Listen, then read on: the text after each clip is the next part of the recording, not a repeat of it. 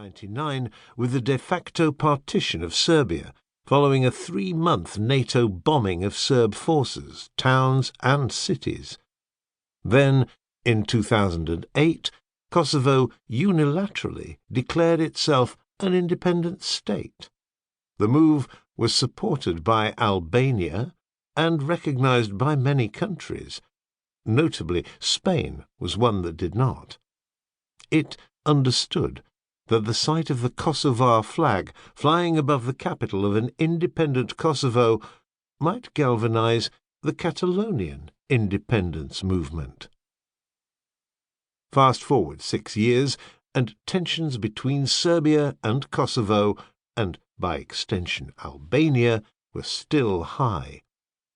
In the certain knowledge that they would be attacked, away fans had not been allowed to attend. It was a slow-paced game, albeit with a highly charged atmosphere, punctuated by loud chants of "Kill the Albanians!" ringing out from the stands.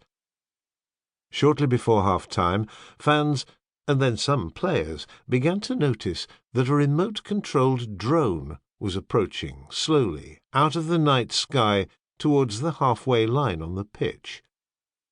It was later discovered to have been piloted by a 33-year-old Albanian nationalist called Ismail Morinaj, who was hiding in a tower of the nearby church of the Holy Archangel Gabriel, from where he could see the pitch.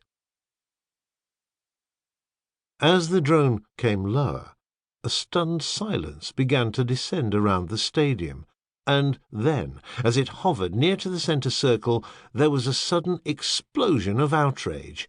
It was carrying an Albanian flag. This wasn't merely the flag of the country, which alone would likely have caused problems.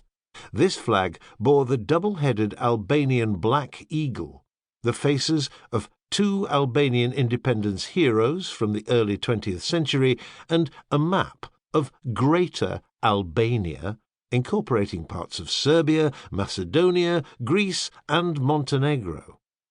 It was emblazoned with the word autochthonous, a reference to indigenous populations.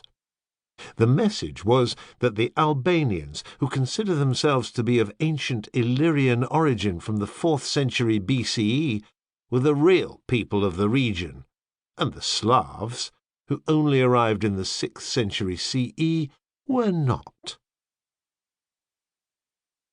A Serbian defender, Stefan Mitrovic, reached up and grabbed the flag. He later said he began folding it up as calmly as possible in order to give it to the 4th official, so that the game could continue. 2 Albanian players snatched it from him, and that was that. Several players began fighting with each other. Then a Serbian fan emerged from the stands and hit the Albanian captain over the head with a plastic chair. As more Serbs poured onto the pitch, the Serb team came to their senses and tried to protect the Albanian players as they ran for the tunnel, the match abandoned. Missiles rained down on them as the riot police fought fans in the stands. The political fallout was dramatic. The Serbian police searched the Albanian team's dressing room and then accused the brother-in-law of the Albanian Prime Minister of operating the drone from the stands. The media in both countries went into nationalistic overdrive.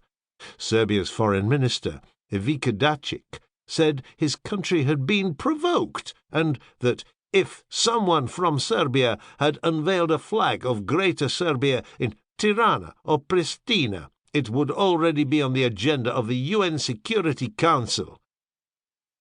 A few days later, the planned visit of the Albanian Prime Minister to Serbia, the first in almost 70 years, was cancelled.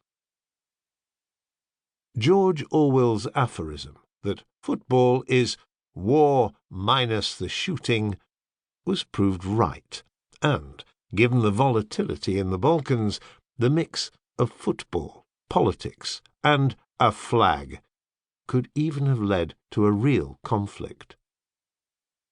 Planting the US flag at the site of the Twin Towers did presage a war.